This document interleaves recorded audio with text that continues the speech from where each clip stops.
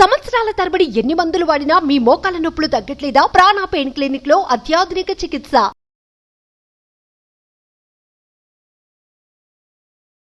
ప్రేక్షకులు నమస్కారం. నేను doctor Ravishankar Irukulapati, senior endocrinologist, Apollo hospitals, Jubilee hills, Hyderabad. ఈ పర్టికులర్ ఎపిసోడ్లో డయాబెటీస్ ఉండేటువంటి వాళ్ళు పెరుగన్నం తినొచ్చా లేదా అనేటువంటి విషయం గురించి చర్చించబోతున్నాను. పెరుగన్నం అంటే ఏంటి అని కనుక చూసినట్లయితే అందులో ఉండేది పెరుగు అన్నం. అంటే ఏంటి? వైట్ రైస్ యూజువల్గా వాడుతూ ఉంటారు కాబట్టి వైట్ రైస్ ఉంటుంది ఎక్కువగా. కొద్దిమంది మాత్రమే బ్రౌన్ రైస్ కానీ లేకపోతే లో గ్లైసెమిక్ ఇండెక్స్ రైసెస్ మాత్రం వాడుతూ ఉంటారు. దాంతోపాటు పెరుగు కూడా ఉంటుంది. పెరుగు అంటే అందరికీ తెలిసిందే, కర్డ్స్ అని చెప్తూ ఉంటాం. ఇంకా చెప్పాలనుకుంటే యోగర్ట్ అని కూడా చెప్తూ ఉంటాం. ఇదే కాకుండా కొంతమంది అందులో సాల్ట్ కూడా యాడ్ చేస్తూ ఉంటారు. కొంతమంది అయితే కనుక ఇంకా టేస్ట్ బాగుండటం కోసం అని చెప్పి ఈ యొక్క అన్నాన్ని కొంచెం గ్రైండ్ చేయడం కానీ మెత్తగా చిలపడం కానీ చేస్తూ ఉంటారు. కొంతమంది అయితే దానికి తాళింపు కూడా వేస్తూ ఉంటారు. ఇది మనందరం చూసేటువంటి విషయమే. కొంతమంది అయితే దీంతో పాటు పికిల్ కూడా పెట్టుకుని, అది మామిడికాయ పికిల్ కావచ్చు, లేకపోతే నిమ్మకాయ పికిల్ కావచ్చు, పచ్చళ్ళు ఏవైతే ఉన్నాయో వాటితో పాటు నంచుకొని తింటూ ఉంటారు.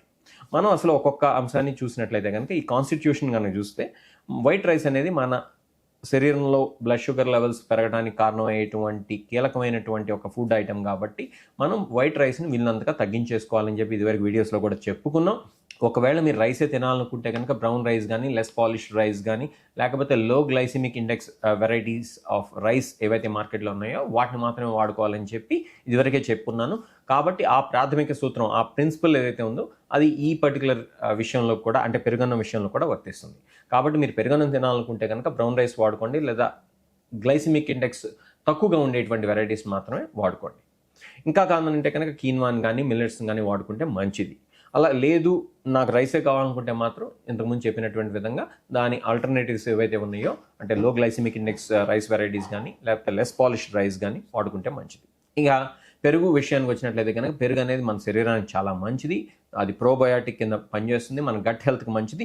ముఖ్యంగా పులిసినటువంటి పెరుగు అన్నం అనేది మన శరీరానికి చాలా మంచిది, మన గట్ హెల్త్కి చాలా మంచిది, మన గట్ బయోమ్కి చాలా మంచిది అనేటువంటి విషయాన్ని మీరు వేరే వీడియోస్లో వినే ఉంటారు. నేను కూడా చేశాను దీని గురించి వీడియోస్.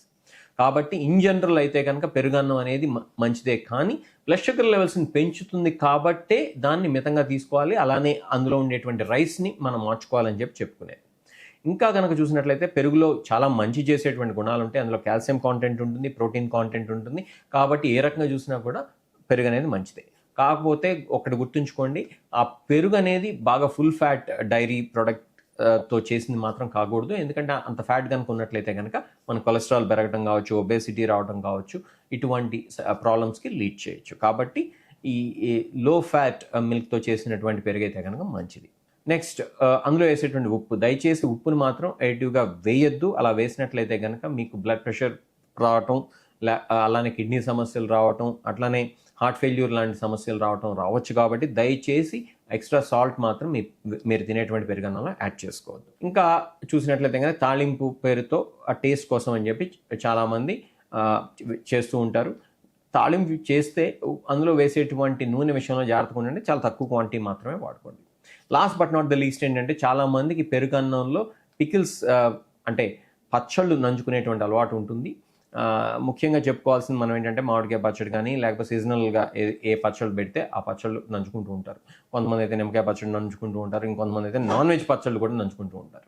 నేను ఈ విషయంలో మాత్రం చాలా గట్టిగా చెప్పబోతున్నాను, దయచేసి పచ్చళ్ళ జోలికి వెళ్ళొద్దు. ఎందుకంటే ఈ పచ్చళ్ళ వల్ల కడుపులో మంట దగ్గర నుంచి అజీర్తి దగ్గర నుంచి ముఖ్యంగా అందులో ఉండేటువంటి సాల్ట్ కాంటెంట్ ఎక్కువగా ఉంటుంది. కాబట్టి దానివల్ల blood pressure, heart problems, kidney problems లాంటి సమస్యలు కూడా వచ్చేటువంటి అవకాశం ఉంటుంది. కాబట్టి దయచేసి పికిల్స్ జోలికి మాత్రం వెళ్ళొద్దు. వెళ్ళినా కూడా చాలా తక్కువ క్వాంటిటీలో మాత్రమే తీసుకోండి. అది ఒక రెగ్యులర్ హ్యాబిట్ లాగా మాత్రం చేసుకోవద్దు. కాబట్టి ఇట్లాంటి జాగ్రత్తలు కనుక పాటించినట్లయితే తప్పకుండా పెరుగన్నం డయాబెటీస్ ఉండేటువంటి వాళ్ళు తీసుకోవచ్చు. కాకపోతే లిమిటెడ్ క్వాంటిటీలో తీసుకోవాలి. ఇంతకుముందు చెప్పినటువంటి విధంగా సాల్ట్ వేసుకోకుండా, పికిల్స్ నంచుకోకుండా, అట్లానే లో ఫ్యాట్ మిల్క్తో చేసినటువంటి పెరుగుని మాత్రం వాడుకుంటూ, అలానే రైస్ బదులు మీరు వైట్ రైస్ బదులు బ్రౌన్ రైస్ని కానీ లేకపోతే లో గ్లైసిమిక్ ఇండెక్స్ ఉండేటువంటి రైస్ వెరైటీస్ని కానీ వాడుకుంటున్నట్లయితే కనుక మీకు మంచిది. ఇంకా కుదిరితే కనుక కీన్వా కానీ లేకపోతే వేరే మిల్లెట్స్ని కానీ రైస్ బదులు వాడుకున్నట్లయితే మరీ మంచిది.